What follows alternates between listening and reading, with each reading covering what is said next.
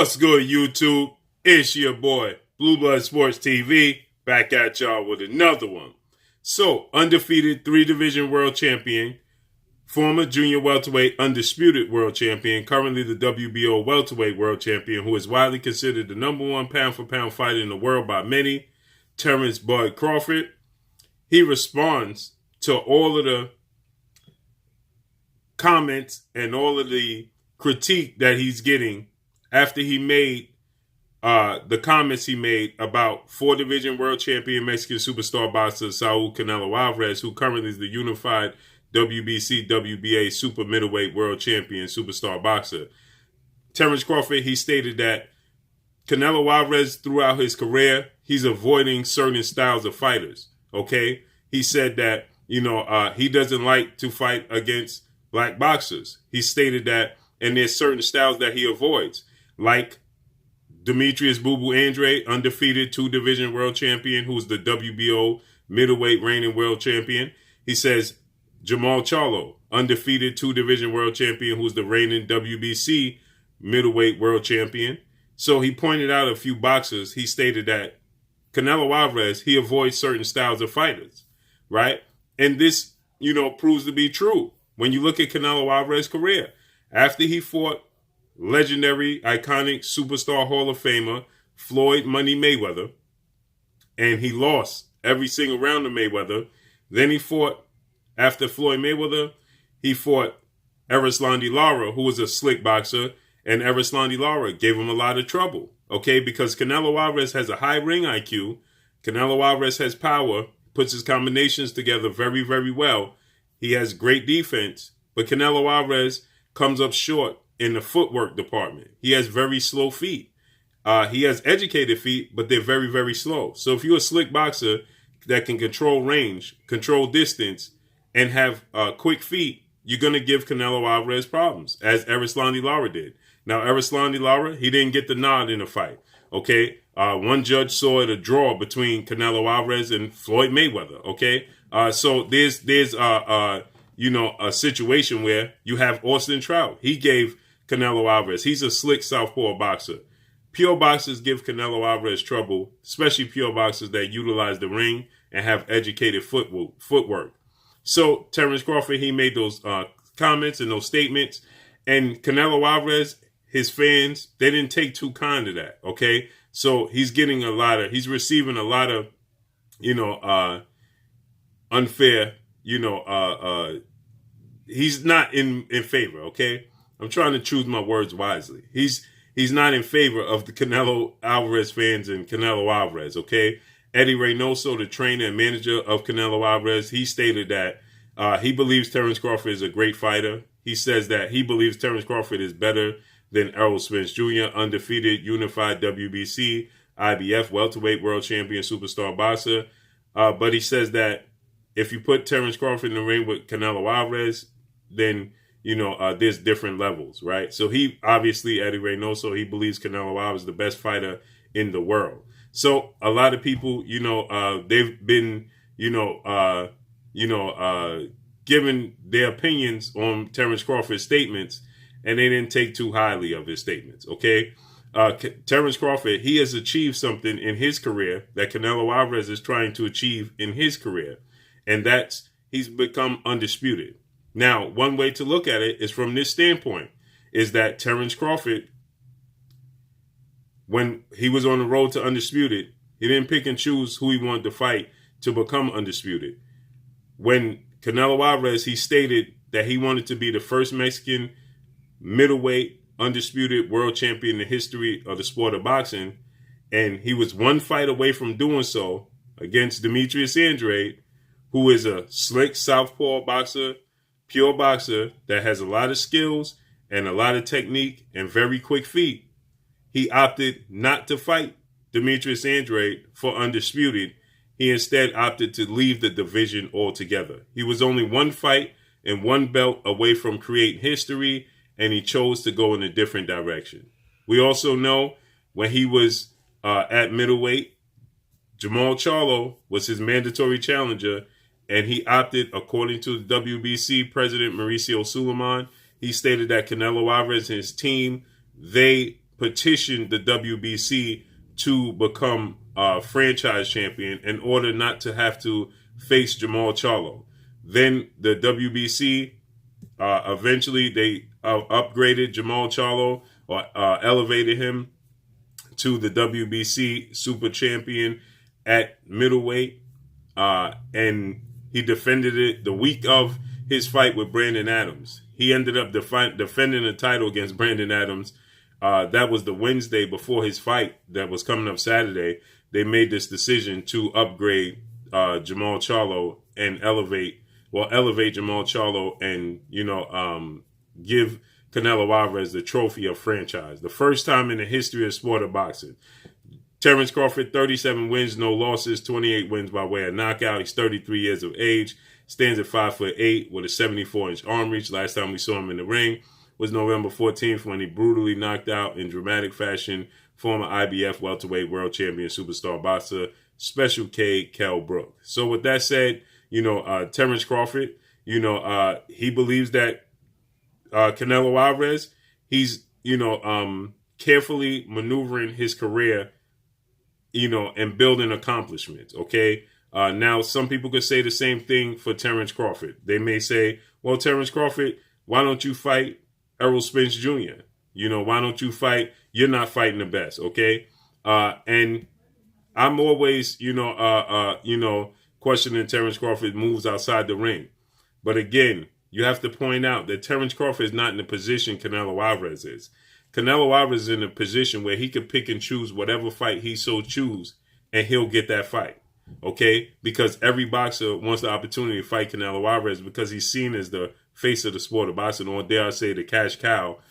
Floyd Mayweather directly passed him the baton. And a lot of people, they are clamoring to get the opportunity to fight Canelo Alvarez because the way Canelo Alvarez is perceived throughout the sport of boxing. Canelo Alvarez, 55 wins, 1 loss, 2 draws, 37 wins by way of knockout. He's 30 years of age, stands at 5'8" with a 70-inch arm reach. So he will be back in the ring against Billy Joe Saunders May 8th in a unification bout. Billy Joe Saunders is a 2-division undefeated British superstar boxer who currently holds the WBA super middleweight world title. Prior to that, we saw Canelo Alvarez face Avni Yildirim.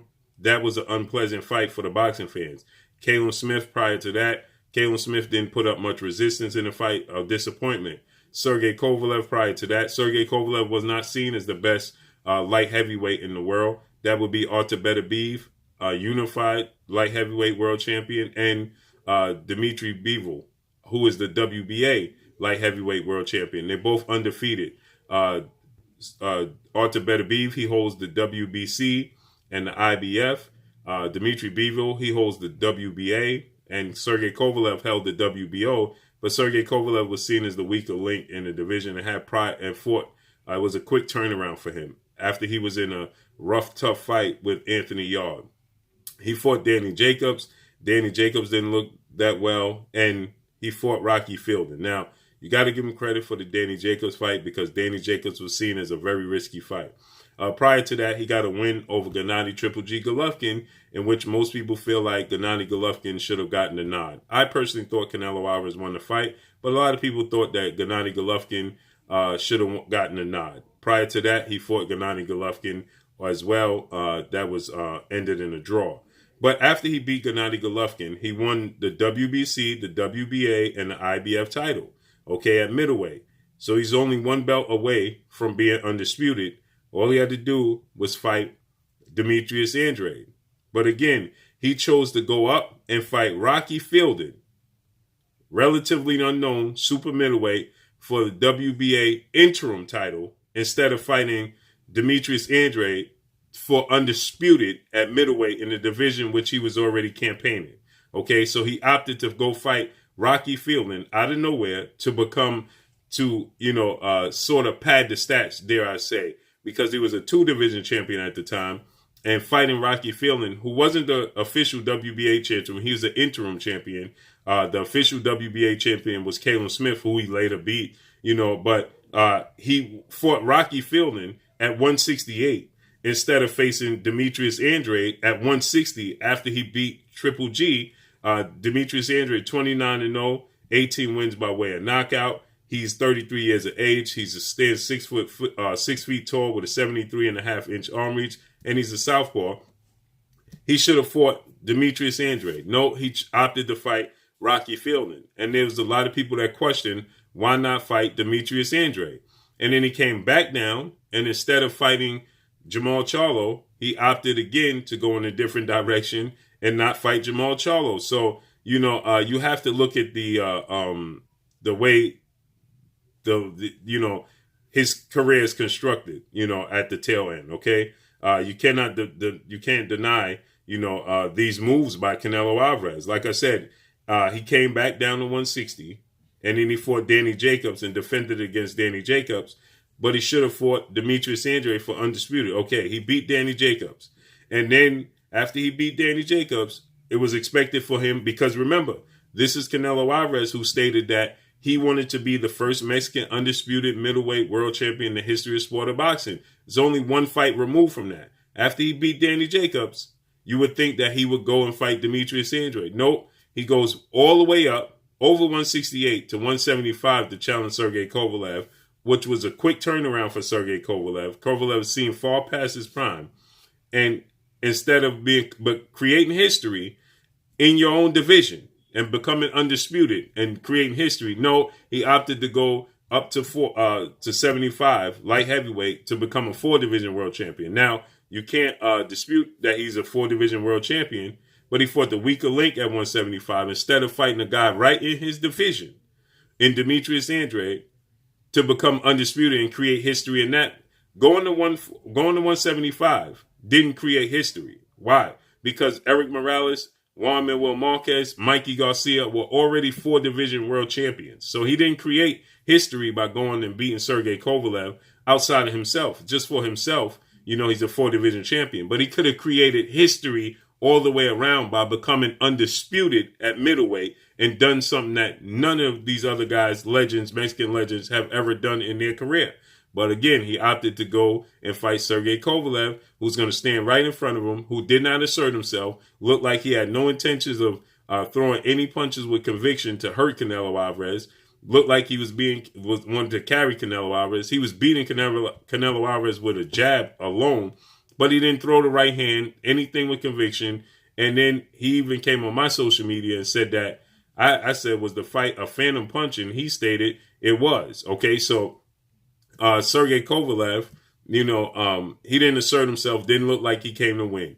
He had the opportunity again to create true history by beating Demetrius Andrade and becoming undisputed, doing something that's never been done. No, he went and did and repeated history. Okay, so these are the actions of Canelo Alvarez, the moves of Canelo Alvarez that makes a lot of people like Terence Crawford question his moves, okay? And like I said, there's people that can question Terence Crawford's moves, but again, Terence Crawford is not in the position that Canelo Alvarez is. If right now Canelo Alvarez said, I want to fight Demetrius Andrade, the fight will be made. Right now, if Canelo Alvarez said, I wanted to fight Jamal Charlo, the fight would be made. Right now, if Canelo Alvarez said, I want to fight Triple G in the trilogy, the fight would be made. Right now, if Canelo Alvarez, he can pick and choose who he so wants to fight, and he's not choosing the best opposition out there. He chose to fight for David Benavidez' vacant WBC title after David Benavidez lost the title on the scale instead of looking to fight David Benavidez. He immediately petitioned to fight for the vacant WBC title, in which the WBC decided out of, I believe, 32 guys that voted, 31 voted in favor of him fighting Avni Yildirim for the vacant WBC title, which Golden Boy and DAZN were not in approval of, okay? Because it's not of the fight of their caliber that they want to pay him $30 million for a fight. He could have fought David Benavidez. As David Benavidez stated, he was seen as the best 168-pounder in the world. And David Benavidez, Canelo never made mention of his name, and David Benavidez was calling him out for quite some time. But he opted to go in a different direction. So you have to question the moves being made by Canelo Alvarez. So Terence Crawford, he takes to social media and he says, I see a lot of people are in their feelings and they're upset and they hurt. He says, well, it don't matter. I said what I said and I stand by it. Wow. So make sure y'all hit the like button. Drop a comment in the comment section. Let me know what y'all think. Y'all already know what it is. It's your boy Blue. Blue Blood Sports TV. Hate, like, comment, and subscribe. You haven't subscribed? Hit the subscribe button, hit the like button, hit the bell icon to get all the new notifications. Follow me on Instagram at Blue Blood Sports TV, all one word. Y'all already know what it is. Shout out to the entire LDBC. Shout out to New Media. Shout out to Black Media Row. Make sure you like and share these videos. That's all I got for y'all. Peace.